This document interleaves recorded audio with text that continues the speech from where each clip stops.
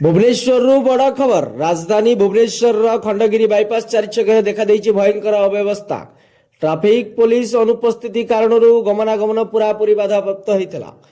राति समय तीन पटु गाड़ी आसुवा बेले प्राय 2 घंटा धरी गोटे गाड़ी आगू बढ़ी पार ना।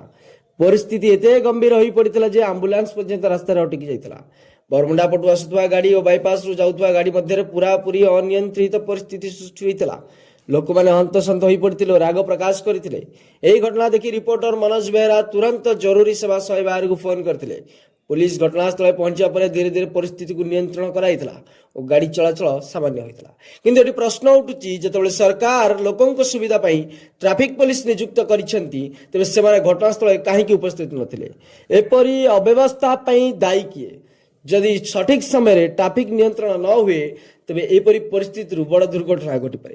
एवं साधारण दाबी उठुची जे राजधानी समस्त चेकपोस्ट और बाईपास रास्ता सब ट्रैफिक पुलिस नियुक्त रहिबा आवश्यक।